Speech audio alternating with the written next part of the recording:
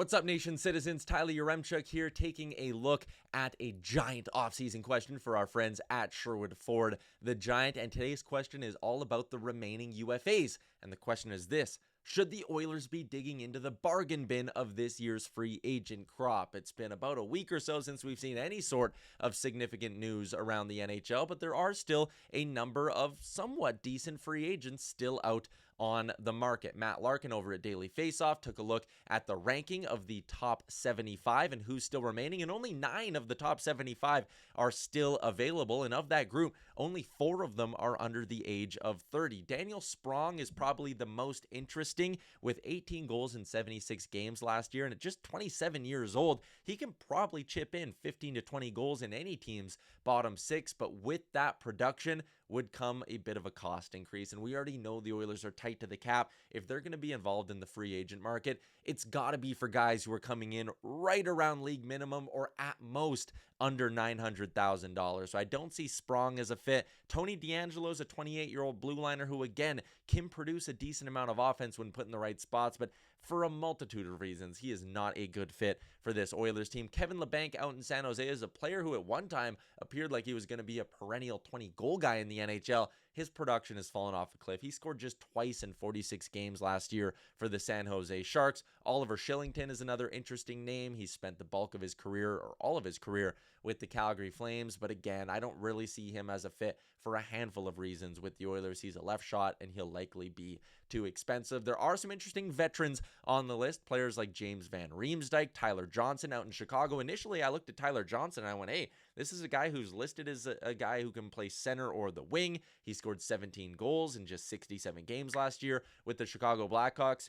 Maybe it's a guy who could end up being a 4C option for the Oilers next season if he wants to go to a spot and if his priority is winning versus making a couple extra $100,000. But digging into it a bit more, he actually didn't take a lot of faceoffs last year for the Chicago Blackhawks. He doesn't kill penalties either, and I just don't see that as a fit. If the Oilers are going to bring in another bottom 6 piece, it's got to be a guy who's good in the dot, and it's got to be a guy who can help you on the penalty kill as well. So I don't see Tyler Johnson as a fit. The other names, Mike Hoffman, Max Pacioretty, I just don't see it either. Some of the not ranked players also kind of drew my interest. Nick Cousins can be a pest that you throw in your bottom 6, works as a 13th forward, but again, the Oilers have Corey Perry for that. They have some guys who can add jam up front. I don't see that. A couple of young players who have produced in the past, or at least still have some draft pedigree. Jacob Verana, there was a run where on a goals per 60 rate, he was top 5 in the NHL. He just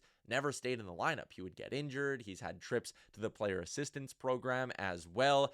I have a funny feeling he's going to wind up signing overseas at this point, considering the way things ended with the St. Louis Blues last year. But if he was willing to just say, hey, I'll sign for league minimum in Edmonton because I want to turn things around and I want a shot with that skilled forward group, I'd be interested in him. Same thing with a guy like Filip Zadina, who scored 13 goals in 72 games last year. He's only 24 years old. He was a top 10 pick at one point. If that's a guy who said, hey, I'm willing to come just give it a shot in Edmonton and try to weasel my way into the top 6, I'd be intrigued. But here's the thing. At this stage where the Oilers are at, they don't really have to go bargain bin shopping anymore because they're getting good value on better free agents. Look at Jeff Skinner coming over for $3 million. Adam Henrique taking a discount to stay in Edmonton. The addition of Victor Arvidsson as well. When you look at the Oilers' top 9 right now, Nuge, McDavid, Hyman, Skinner, Draisaitl, Arvidsson, Holloway, Henrique, and then you could slot in Corey Perry, Connor Brown, Matthias Janmark, a whole bunch of names to the top 9. That's not even including Evander Kane, who we don't know his the status of his health yet.